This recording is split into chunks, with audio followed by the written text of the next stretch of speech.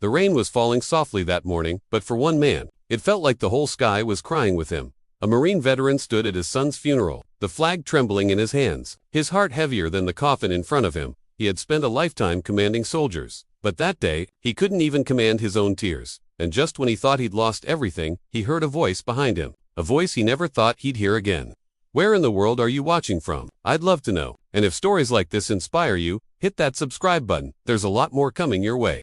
The rain had stopped, but the sky still wept in silence. At Arlington National Cemetery, rows upon rows of white stones stood like frozen soldiers. Among them, one man knelt, his trembling hands gripping the folded American flag so tight that his knuckles turned white. He was Sergeant Major Daniel Hayes, a retired Marine, a man whose life had been built on discipline, courage, and command. But that day, he couldn't even command his own tears. In front of him lay a coffin draped in the same flag he once fought under. Inside it, his only son, Corporal Jason Hayes, age 22, a Marine, just like his father. Daniel whispered, "You followed my footsteps, son, but you were supposed to walk further than me."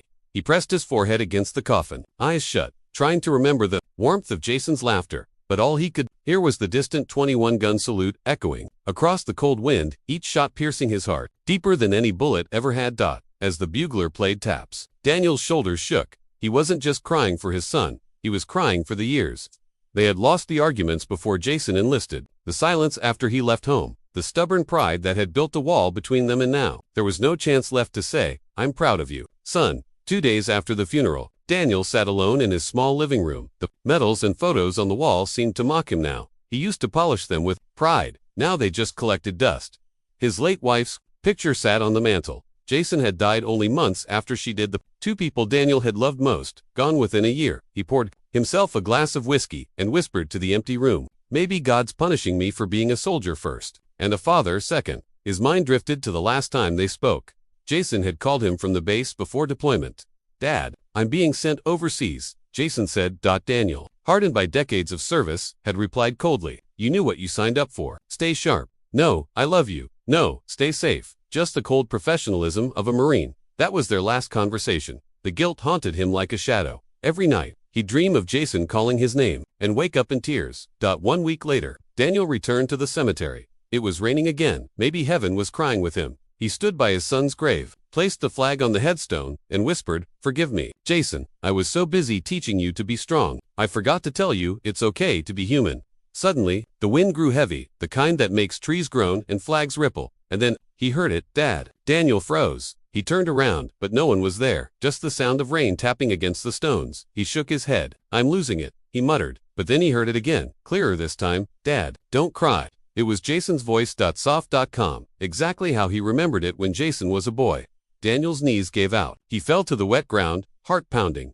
"Jason," he whispered, "son, is that you?" The rain around him seemed to slow. For a brief moment, the world stood still. And there, in the blur of tears and rain, Daniel saw a faint figure, a Marine in full dress blues. Saluting him, Daniel's breath caught in his throat. The figure smiled and whispered, "I made it home, Dad." Then, just like that, the figure faded into the mist. A week later, Daniel received a small brown envelope from the Marine Corps. Inside was Jason's personal effects, dog tags, a journal, and a letter addressed to Dad. His hands trembled as he unfolded the paper. "Hey Dad, if you're reading this, I didn't make it home, but I need you to know, I never blamed you for being hard on me. You taught me what courage meant. I joined the Marines because I wanted to make you proud, not angry, and I want you to stop living like you lost everything. You still have my voice, my laugh, and my love. Carry them with you.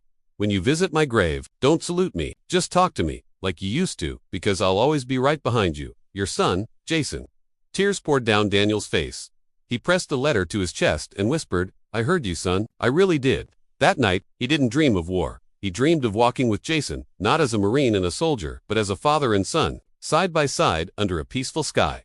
Months later, Daniel started volunteering at the local Veterans Hospital. He shared Jason's story with other soldiers, especially the fathers who had lost children. Every time he spoke, he felt Jason's presence beside him.